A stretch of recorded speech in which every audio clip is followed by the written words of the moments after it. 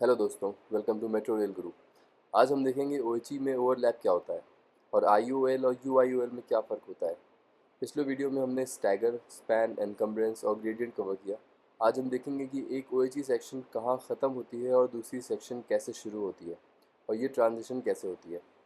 यूआईओएल मतलब uninsulated overlap, same section के बीच का ट्रांजिशन। आईओएल मतलब इंसुलेटेड ओवरलैप, दो अलग अलग सेक्शंस के बीच इलेक्ट्रिकल बाउंड्री। ये दोनों कॉन्सेप्ट्स ओएचई मेंटेनेंस, प्रोडक्शन और ऑपरेशन के लिए क्रिटिकल है। शुरू करते हैं। तो पहले समझते हैं ओवरलैप क्या होता है। सोचो एक रेल रूट किसी भी मेट्रो का। अगर हम ओएचई को एक सिंगल कंटिन्यूस वाई की तरह रखें 50 किलोमीटर का, तो मेंटेनेंस इम्पॉसिबल हो जाएगा। एक फॉल्ट आएगी और पूरी लाइन बंद हो जाएगी। इसलिए ओएचई को सेक्शंस में डिवाइड किया जाता है। हर सेक्शन एक अलग स्विच से कंट्रोल होता है। सेक्शंस खत्म होती है और अगला सेक्शन शुरू होता है। ट्रांजिशन पॉइंट पर एक ओवरलैप जोन होता है। इस जोन में वायर ए और वायर बी दोनों साइमल्टेनियसली रन किया करते हैं, साइड बाय साइड, थोड़ी लेटरल ऑफसेट के साथ। पेंटोग्राफ ट्रेन के ऊपर होता है, वायर के नीचे से।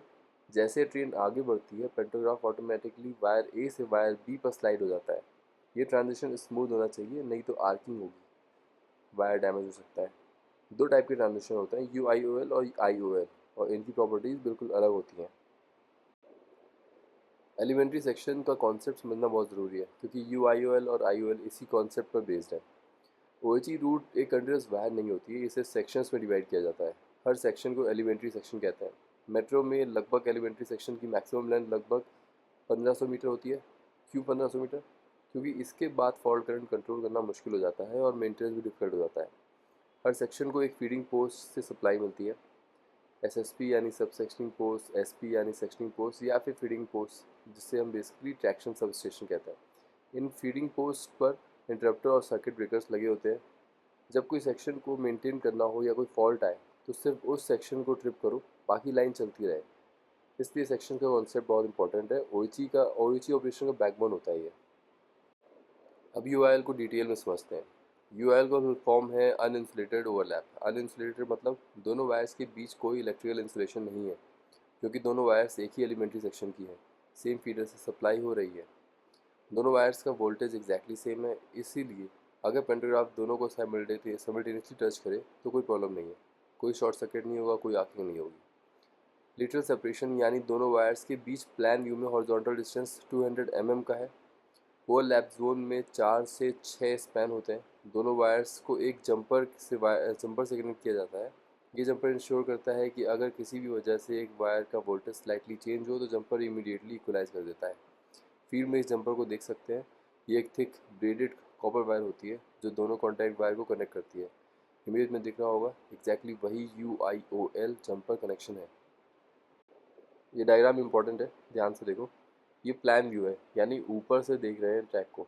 दो ग्रे लाइंस हैं नीचे, वो रेल्स हैं। ऊपर दो कलर्ड लाइंस हैं, वायर ए और वायर बी। वायर ए येलो है, लेफ्ट सेक्शन से आती है, जो एक पॉइंट पे ख़त्म हो रही है, जहाँ ओवरलैप जोन के अंदर। और वायर बी ऑरेंज है, जो एक पॉइंट से शुरू हो रही है और राइट साइड तक जा रही है। ठीक है, यही ओवरलैप जोन है, ग्रीन शेडिंग एरिया जो दिखाया गया है इसमें। इस जोन में दोनों वायर साइमल्टेनियसली प्रेजेंट है। ट्रैक के ऊपर से पेंडोग्राफ गुजरती है, वायर ए को छोड़ती है और वायर बी पर जाती है। एक इम्पॉर्टेंट चीज़, बीच में एक ग्रीन लाइन है, ये जंपर है। ये जंपर वायर ए और वायर बी को इलेक्ट्रिकली कनेक्ट करता है। दोनों सेम पोटेंशियल पर है। 200 mm लेटरल सेपरेशन है। प्लान व्यू में थोड़ा एग्जैजरेटेड दिखाया गया है, वरना विजुअल नहीं होता। 4 स्पैन ओवरलैप जोन होता है, अप्रॉक्सीमेटली 200 मीटर। इस पूरे जोन में पेंटोग्राफ फ्रीली ट्रांजिशन कर सकता है। अब आईओएल देखते हैं, इंसुलेटेड ओवरलैप। या इंसुलेटेड का मतलब बहुत इंपॉर्टेंट है। दोनों वायर्स के बीच इलेक्ट्रिकल इंसुलेशन है, क्योंकि दोनों अलग एलिमेंट्री सेक्शंस की है। सोचो सेक्शन 1 को एसएसपी 1 से सप्लाई आ रही है और सेक्शन 2 को एसएसपी 2 से। अगर ये दोनों डायरेक्टली कनेक्ट हो जाए, शॉर्ट सर्किट हो जाएगा। दो सोर्सेज का direct connection, trip, current surge, serious damage. इसलिए आईओएल में दोनों wire physically 500 mm meter apart हैं, यूआईओएल के 200 mm से ज़्यादा, ताकि पेंटोग्राफ एक्सीडेंटली दोनों को साइमल्टेनियसली छू ना सके।